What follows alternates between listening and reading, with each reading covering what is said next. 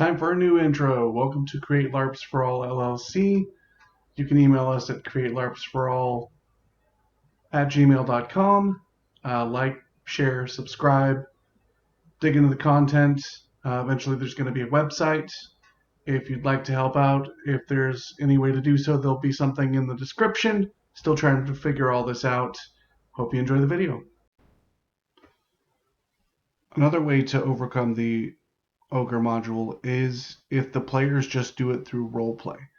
I know I've set up skill challenges and numbers, but there's also the option that they just get along with the ogre really, really well and say, hey, maybe stop guarding this bridge. You don't have to make it a skill challenge.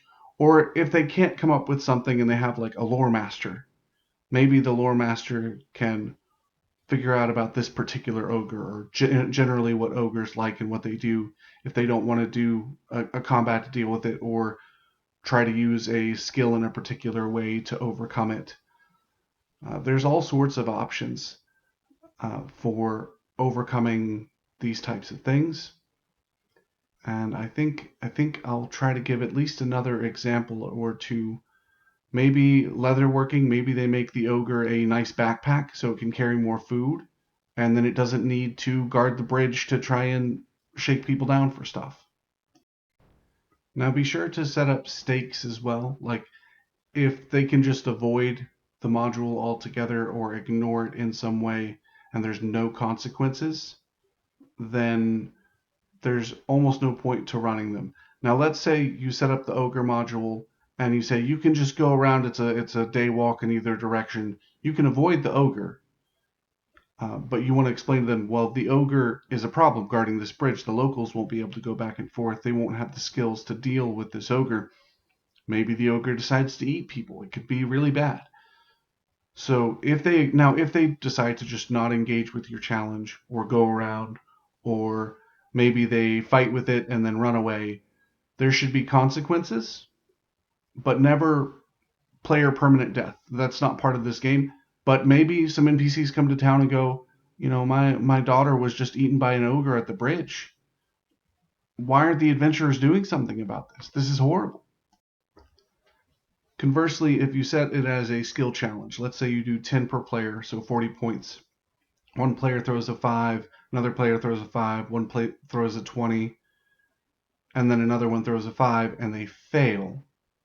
Then it's not that they fail catastrophically. Maybe the ogre goes, yeah, I'll eat this food and I'll move along. And he eats the food and they leave, but he doesn't move along. There's a rumor that comes back, follows them back to town that he's still at the bridge. Then they realize, okay, 35 is not enough. We got to go back there, or we got to send some other people and deal with this ogre. Maybe the ogre's like, they gave me some food and I was still able to rob some people. Maybe the ogre brought some friends this time. Makes it harder the second time around. They should have dealt with it effectively the first time. So these are just ways to use the skill challenges in different ways. Now let's say they come up with a way that didn't use the number system, but they used their skills, they had a good time, and you don't want there to be negative consequences, but you don't want there to really be a reward either. They resolve the situation. It doesn't gain them any adventurer's renown. The people aren't really talking about it when they get back to town. That's how you sort of handle those. Well, you met the occasion. I know you had fun. I had fun. We're not going to keep this module storyline going. Now, if they all throw a 20, if they throw 80 at it and you didn't set the scale challenge anywhere near that high, maybe you give them something cool that will help on another module, or just something for the event that they can use for the event, and then it sort of fades. Like, ooh, the ogre leaves you his axe, and one of the players is really good at melee.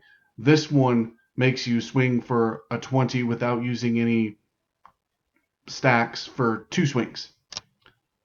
I mean, it's not going to break the game, but it does make that player be like, ooh, we did really good here. We did a good thing. Next time we get in a fight, I'm going to throw this down. It's going to be fun.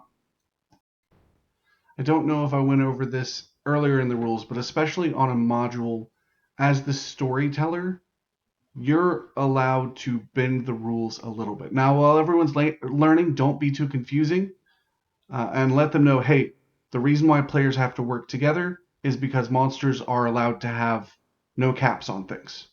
Especially if you've got 10 players, it wouldn't make sense for all of your NPCs to only have the same amount of hit points as a player.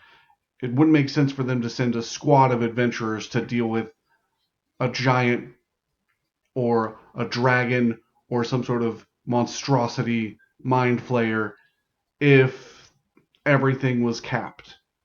The caps are to encourage the players working together. So as an ST, you can go over the caps, but you're not to abuse the players with them.